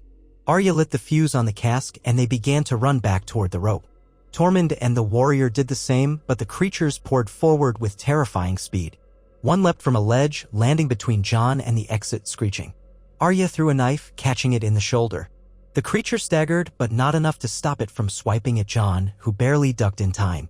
Another creature lunged from behind, forcing Tormund to spin and slash. The warrior with him lit his cask in a panic, tossing it into the oncoming horde. A thunderous crack reverberated as it exploded prematurely, sending a cloud of ice shards and rock fragments through the air. The ground trembled, but the roof did not yet collapse. Blood pounding, Jon forged ahead, Longclaw slashing a path. Arya dashed close behind, torch in one hand, dagger in the other. They reached the rope, but there was no time to climb carefully. They had to hold off the creatures until Tormund and the others made it. The pale horrors rushed forward, hissing, claws scraping on stone. One seized Arya's arm. She gasped in pain, dropping the torch. Jon swung Longclaw in a savage arc, hacking its limb. It shrieked, releasing her. Another cask exploded somewhere deeper in the cavern. The tremors intensified. Cracks raced along the ceiling, sending chunks of ice and rock plummeting. Tormund emerged from the dust, dragging the wounded warrior. They'd caught a faceful of debris and the man's eyes were streaked with blood. Above them, the rest of the party was pulling frantically on the rope, trying to help them climb. Jon pushed Arya upward, ignoring the claws swiping at his boots. Tormund followed, bellowing curses at the creatures. One lunged, catching his leg, but he kicked it off. The rope jerked, hauling them upward just as a colossal section of the cavern roof collapsed with a roar. The swarm of creatures vanished beneath a rain of ice and stone. Dust and steam billowed upward, choking them as they scrambled out of the crevasse. They collapsed on the surface, coughing and gasping. The other warriors helped them retreat a safe distance as the ground continued to quake. Finally, the tremors subsided, leaving only a gaping crater where the crevasse had been. They stared in silence, hearts hammering. The nest was likely buried, but at what cost? One warrior was severely wounded, Tormund was bleeding, and Arya's arm bore a ragged slash that throbbed with pain. They had discovered the horrifying reality of these new creatures, and they had partially sealed one nest, yet they knew the threat might extend far beyond this single cavern. Arya cradled her injured arm, teeth clenched against the pain.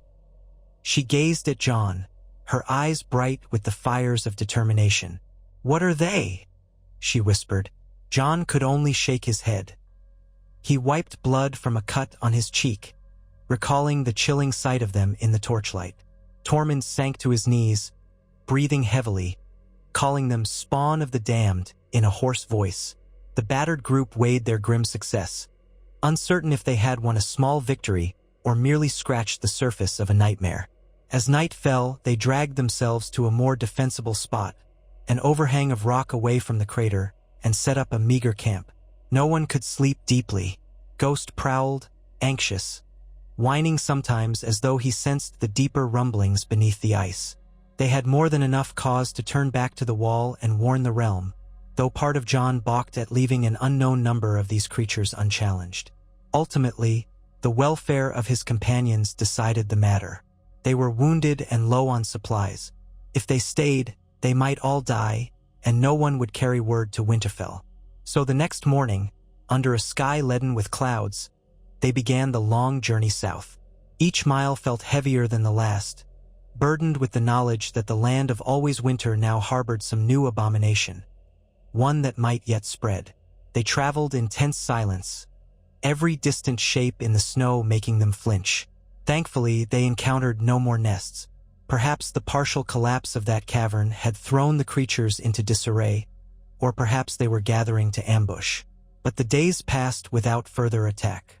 When at last Castle Black's dark outline came into view, they felt a flicker of relief. Jon hurried them inside the walls, calling for the help of the Maester stationed there. Tormund had to be forcibly dragged to the infirmary for stitches, grumbling all the way. Arya's wound needed careful cleaning and salves, but the biggest scar was left on their souls by the memory of those creatures and their nest. As word spread among the brothers of the Night's Watch about the expedition's ordeal, fear and disbelief mingled in equal measure. Many recalled the heartbreak of the war with the dead, the possibility that a new, twisted breed of ice-tainted predators existed beyond the wall shook their fragile sense of security. Jon wasted no time. He penned ravens to Winterfell, to the lords of the north, and even to King's Landing if it might help. He described what they had seen. Pale, clawed beings that bled and could be slain by steel, yet seemed tied to some corruption akin to the White Walkers. The nest they collapsed, the fissures venting steam, the signs of a deeper malevolence beneath the tundra. He implored the realm to prepare, to guard against complacency. Arya added her own testimony, urging swift action. Tormund offered to lead volunteer wildlings north to scout more thoroughly, if they could muster the numbers. Yet even so, they risked stirring a hornet's nest, unleashing these creatures en masse. The ravens flew, carrying dire tidings back to Winterfell. Sansa read Jon's message with trembling hands, her composure slipping for a moment as she realized this was no rumor or fleeting shadow. She immediately conferred with Bran. When she read the details aloud, how steel could slay them, how they laired beneath the ground, how they seemed to be a different breed of undead, Bran's face grew pale.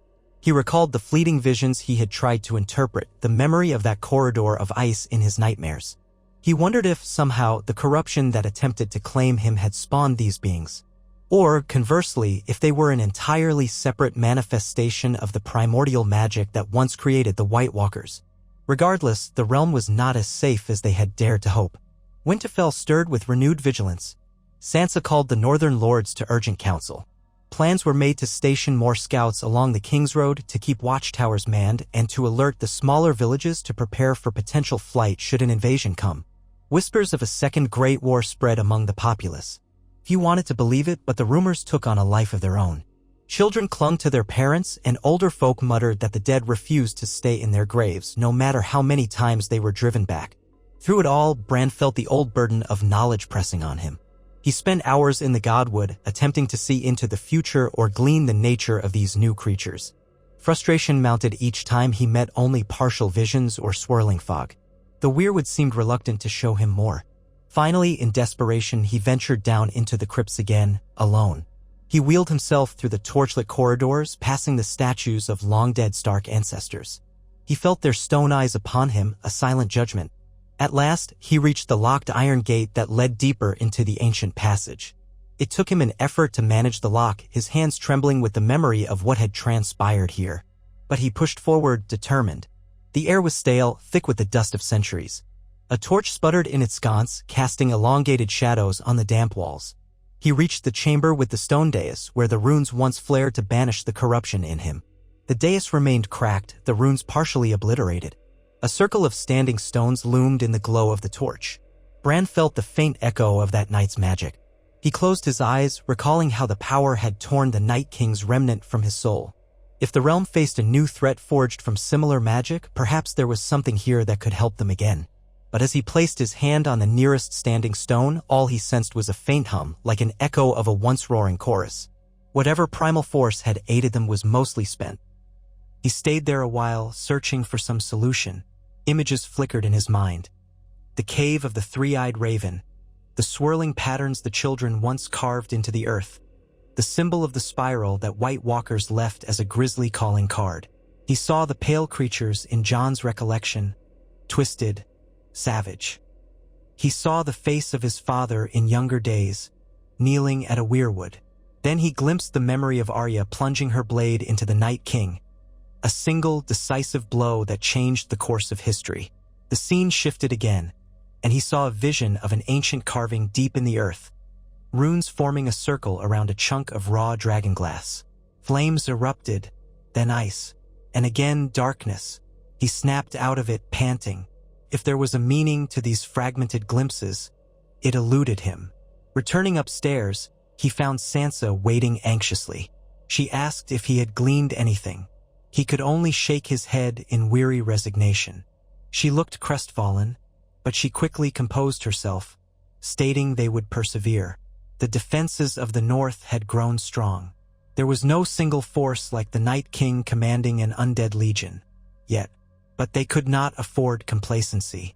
She told Bran they had to trust in themselves, in their own ability to adapt and overcome. He nodded, silently praying she was right. Meanwhile, Jon recovered slowly at Castle Black, ensuring Arya received proper care for her wound. The gash had begun to heal, though she carried a small scar that ached in the cold. Tormund, restless and eager for action, spoke of gathering a band of wildlings who would scout further. He tried to convince Arya to join, but she declined, stating she had to return to Winterfell with Jon and spread the warning in person. Their presence might rally the North more effectively than a handful of frightened ravens. So it was that, after a few days' rest and resupply, Jon and Arya began the ride back south, flanked by the survivors of their party. The journey was somber. Each time they passed a bleak stretch of snow, Arya found her mind drifting to memories of the savage fight with those pale creatures, the hiss and thud of steel, the look of them in the torchlight. She had always been fearless, but this unknown horror weighed on her spirit. Jon, too, was subdued, wrestling with the fear that no matter how many times the living overcame evil in this land, something else always rose in its place. They arrived at Winterfell in the late evening, the sky a deep cobalt fading to black. The gates opened, and they were greeted with relief and dread, as rumors of their ordeal had preceded them. Sansa was waiting in the courtyard, stepping forward to embrace them both. Her composure cracked for a moment, tears glistening, but she quickly resumed her dignity. As they dismounted, stable hands rushed to take the horses, and the few onlookers stood in hushed respect. The gloom on Jon's face was enough to quash any illusions of good news. That night, they convened in the Great Hall with a select group of advisors, Northern Lords, Gilly, the Maester, and Bran. Jon recounted the story in detail, the fissures, the lair beneath the ice, the terrifying creatures, and the partial collapse they triggered. Tension mounted with each new detail. Gilly flipped through her notes of ancient lore, trying to find any parallel. Some references from the Age of Heroes hinted at ice-twisted men dwelling underground, but the accounts were fragmentary. The maester speculated that geothermal pockets beneath the land of always winter might be warping leftover necromantic energies, creating a new breed of abomination. Arya grimly confirmed how they fought and died. Bran, face drawn, listened in silence. When it was Bran's turn to speak, he explained how he believed the corruption that had almost claimed him might be tangentially related. The lines of magic used to create the White Walkers were old and deep, running beneath the earth. If those lines were disturbed, they could spawn unforeseen horrors shaped by time and circumstance. The grim conclusion was that these creatures might multiply, possibly forging a threat different from, but no less dangerous than, the undead army they once faced. A hush fell over the hall. Sansa glanced from face to face, then spoke with quiet resolve. They would not stand idle. They would fortify the north, raise scouts, and spread word to the rest of Westeros. Each lord present pledged men to patrol the lands closest to the wall. Plans were floated to send an envoy to the Vale requesting further support. Arya added that if these creatures could be killed by normal steel, albeit with difficulty, then the North had a better chance than it did against the original White Walkers. But it was small comfort given that the creatures seemed cunning and vicious in their own right. After the council disbanded, only the siblings and Gilly lingered at the high table. Jon leaned back in his chair, exhaustion etched into his features. He said softly that he felt they were in the calm before another storm. No one contradicted him. Bran, gazing into the middle distance, murmured that the weirwoods were silent on this matter, as if the land itself had no prophecy to offer. Perhaps the future was unwritten. Arya nodded, her hand unconsciously rubbing the scabbed wound on her arm. She remembered too well how quickly one of those creatures had wounded her. They had no illusions about how dire things could become if a large number of such beasts emerged. That evening, Bran returned to his room, Sansa retired to handle a flurry of correspondence, Jon walked the ramparts to calm his mind, and Arya disappeared into the courtyard to practice under the moonlight. The guards on duty felt a renewed sense of tension, as if any shadow could yield a monster. The flicker of torches in the corridors reminded the residents of the nights during the Great War. Old nightmares stirred in the hearts of many, but they carried on, if only because they had no other choice. Days turned into weeks as the North prepared. Scouts were sent to oversee the lands around the gift, men were stationed at scattered outposts, and the largest concentration of watchers stood vigilant at Castle Black. Rumors spread across Westeros. Some took them seriously, recalling the defeat of the White Walkers, while others scoffed at the notion that the dead might threaten again. King's Landing, still healing from its own scars, hesitated to commit troops to another northern threat unless more substantial proof emerged. Ravens flew back and forth, carrying half-believed warnings. Bran, in the meantime, persisted in trying to glean knowledge from the weirwoods. Night after night, he dreamed of swirling mists and distant howls. Sometimes he saw fleeting images that might have been memories of the children of the forest. Other times, he glimpsed that corridor of ice he once dreaded, though it no longer featured the piercing gaze of the Night King. Instead, there was only emptiness, as if the seat of that power was vacant. He wondered if these new creatures were drawn to fill that void, seeking a dark master they could not find. But the question remained, could another being arise to lead them? Would that being be unstoppable? As spring pressed on, the snows around Winterfell retreated, replaced by soggy earth and the first shoots of grass. Farmers began planting anew, cautious optimism returning to fields that had lain fallow under the tyranny of winter. Merchant wagons arrived from the south, bringing goods and travelers. Yet those who stayed any length of time heard unsettling whispers. Traveling bards spoke of the ice ghouls of the far north, weaving tall tales for coin in the courtyard. Children cowered at the stories, while parents tried to dismiss them as fancy. But the best bards sprinkled enough truth in their verses to send a chill through listeners. So it was that fear mingled with the promise of renewal in the north. One mild afternoon, as crows circled over the battlements, Bran ventured again to the Godwood with Arya's help. She guided his chair along the bumpy path, quiet in her own thoughts. At the base of the weirwood, she paused, scanning the perimeter to ensure they were alone. Bran placed his hand on the trunk, letting the rhythms of the old gods wash over him. Then he spoke softly, telling Arya he wanted her to help him attempt a deeper trance. She stiffened, recalling how precarious such attempts had been. But she trusted him. She drew her Valyrian steel dagger, the very one that ended the Night King, and placed it in her lap as though standing guard over him. Bran closed his eyes and slid into the swirl of memory. He felt himself drifting among ravens, gliding over the castle and beyond. The land stretched beneath him in a patchwork of green and brown fields, dotted with the occasional snowdrift. Farther north, the ground whitened. He tried to press beyond the wall, searching for any sign of those fissures. The raven's flight was labored as if buffeted by an unseen force. The further he pushed, the more the vision flickered. At last, he pierced the veil of swirling winds. The land of always winter opened below him, harsh and white. He glimpsed the crater of the collapsed cavern, a dark smudge on the endless ice. As he circled, he saw something moving, a group of those pale creatures scavenging around the edges of the rubble. Their numbers were uncertain, but he counted at least a dozen. They moved with purpose, dragging the remains of their brethren from under the collapsed ice. Some hissed and snapped at each other as though fighting over territory or perhaps leadership. It was both fascinating and horrifying. Then, from the corner of his vision, a tall figure emerged. Bran's heart stuttered. Could it be a White Walker reborn? But as he focused, he saw that this figure was something else, taller and more regal, wrapped in tattered furs that seemed to blend with the snow. The face was partially obscured by frost and hair as white as the ice itself. When the figure turned, Bran caught a glimpse of eyes that shimmered with an otherworldly glow, neither quite the Night King's glacial blue nor a normal human hue. The figure raised a hand and the pale creatures hissed in unison, bowing their heads. Bran felt a jolt of alarm. Something was indeed exerting command over them, or at least earning their obedience. With a lurch, the vision wavered and Bran's vantage drifted closer. He tried to hold steady, to glean more details. The tall figure's face flickered in the half-light. It had features reminiscent of a man, but elongated ears and a faint luminescence under the skin, reminiscent of the children of the forest. Then the figure turned as if sensing Bran's presence. The eyes locked onto him, a swirl of pale light swirling with faint black threads. A surge of cold roared up, drowning Bran's senses. He heard a voice, though it was more telepathic than spoken, echoing in the windy silence of his mind. "You are not welcome here, Raven," Bran gasped, shockwaves rippling through his consciousness. He lost control of the ravens, plummeting from the sky. The vision collapsed into darkness. His body convulsed at the base of the weirwood. Arya leapt forward, dropping her dagger to catch him before he could topple from the chair. She called his name in alarm, gently slapping his cheeks until his eyes fluttered open.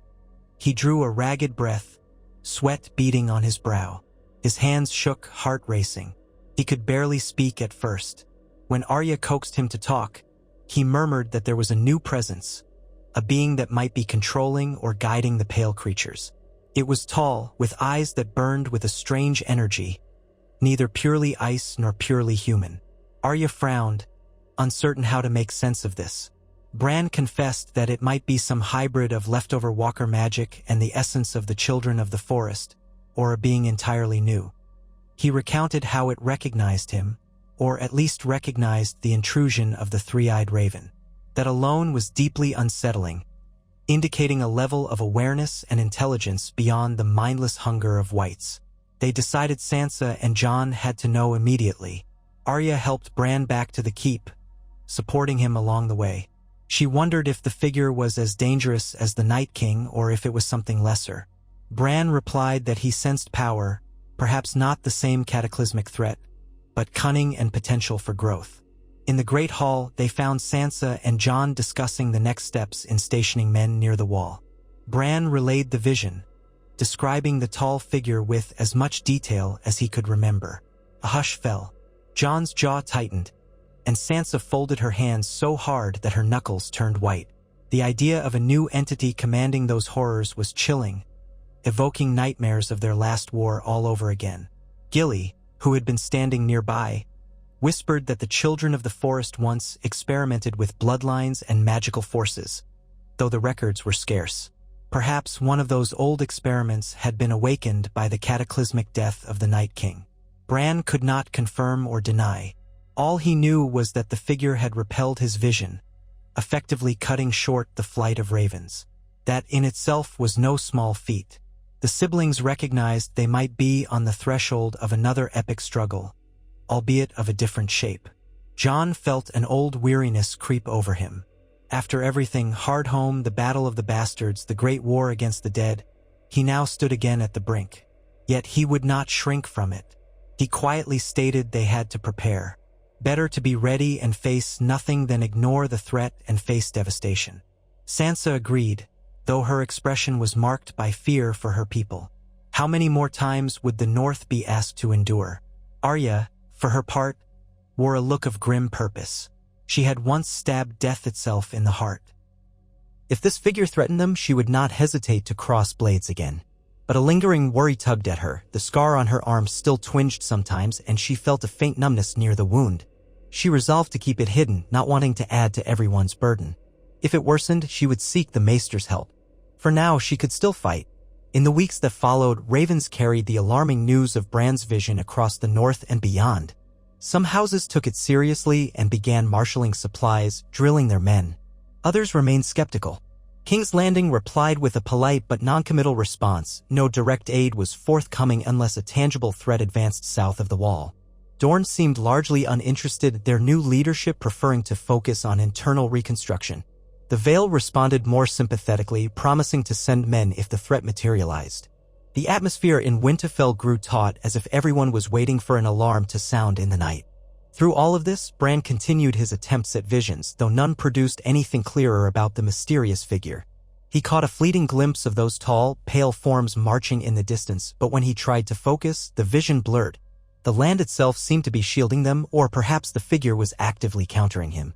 At times, he felt the faint tug of that old corruption behind his eyes, and he recoiled, remembering the agony of almost succumbing to the Night King's essence. Yet day by day, he grew more adept at steering away from that shadowed zone in his mind, refusing to let it claim him. Sansa, trusting in her brother's counsel, quietly began to organize the keep for a possible influx of refugees. She oversaw the repair of storehouses, the stockpiling of grain, the fortification of Winterfell's walls. She and Arya worked together more often now, sometimes disagreeing on strategy but ultimately uniting for the greater good. The bond forged through past trials had grown unbreakable, especially after nearly losing Bran to the corruption. Each sibling recognized that the fate of the realm might hinge again on their unity and resolve. Jon, restless by nature, took to riding the perimeter of the castle each morning, checking that guards were alert. He conferred often with the northern lords, urging them to keep scouts active along the roads. He dreaded the possibility that these pale creatures, or worse yet their commanding figure, could slip past the wall unnoticed. The north was vast, with countless places to hide. Summer once told old Nan that the dead men from the long night were cunning, creeping in with the storms. Jon feared a repeat, no matter how improbable it seemed. All the while, winter receded and spring blossoms began to open around Winterfell's outer walls. Flowers sprouted in the newly thawed soil, and the sun's rays grew stronger. It was a surreal contrast. Nature's renewal clashing with the knowledge that an unnatural winter presence might yet descend. Some days, the courtyard bustled with blacksmiths forging new arms while stable hands fed the horses fresh hay. Children laughed, chasing each other under the bright sky as if war were a distant memory. On other days, the mood turned more somber, especially when ravens arrived with news of sightings near the far north. Most were unconfirmed or vague. Yet each rumor chipped away at the hopeful veneer. One evening, as the last rays of sunset gilded the ramparts, Bran felt a familiar stirring in his mind, an unease that told him something was coming, an echo of the times he had foreseen crucial moments. He turned to the window, gazing out over the courtyard. The wind had picked up, rattling shutters. In the distance, thunder growled, though the sky was mostly clear. He could not pinpoint the source of his disquiet, only that it pressed upon him like a heavy presence, as though the land itself braced for a shift. Outside, Jon and Arya were sparring with wooden practice swords, momentarily escaping their worries through the rhythm of combat. Sansa conferred with the steward about grain counts. The realm carried on, unaware of the tension coiling within Bran's thoughts. He rested his eyes, letting his mind drift, seeking that intangible current that tied him to the deeper essence of Westeros. This time, no immediate vision greeted him. Only an oppressive sensation like a storm front looming just beyond the horizon. He exhaled, recalling that tall figure in the north commanding the pale creatures. He could not sense its location now, but the possibility that it might be moving or gathering strength gnawed at him. He opened his eyes, resolving to speak again with Sansa and Jon. They needed a more decisive plan. They could not wait indefinitely for the threat to reveal itself. Perhaps a larger expedition north, equipped with more resources, was warranted. Even the Vale might send knights.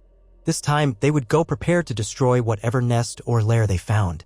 Yet as he thought about that plan, something within him clenched, an instinct warning that a direct confrontation might play into the enemy's hands. The figure had shown intelligence and a mastery of magic strong enough to repel the three-eyed raven's vision. Any attempt at open battle might be met with cunning traps. Nonetheless, inaction seemed worse. As darkness fell over Winterfell and torches began to glow along the walls, Bran wheeled himself down the corridors. The flicker of flames cast dancing shadows, reminding him of nights spent anticipating the final assault of the dead. He found Jon outside the Great Hall, finishing a conversation with a northern bannerman. Jon dismissed the man and turned to greet Bran, an unspoken question in his eyes.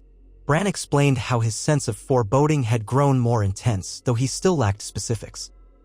Jon nodded gravely, confiding that he too felt an itch of dread, as though he couldn't get warm despite the spring air.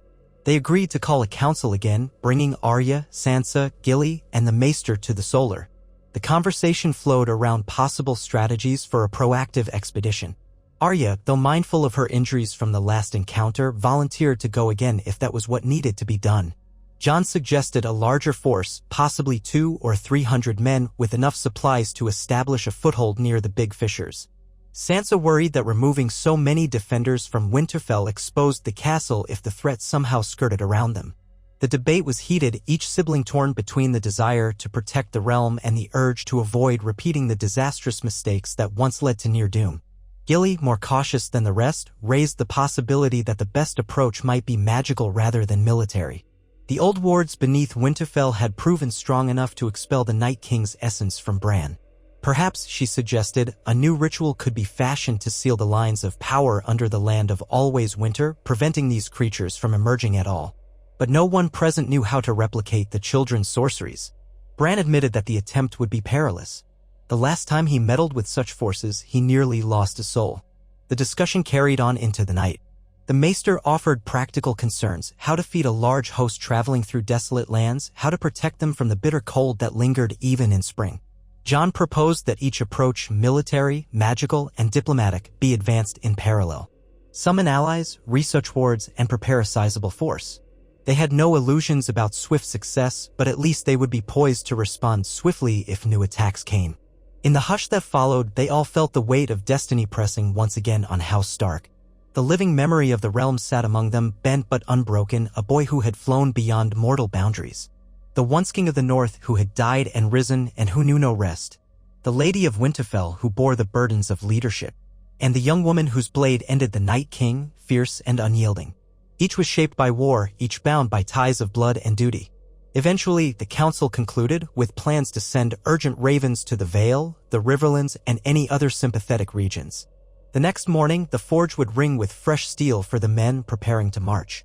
And Bran, for his part, resolved to delve deeper into the crypt's old wards, no matter the risk, if it might yield a glimmer of a solution. The siblings took leave of one another in the corridor, exchanging worried glances.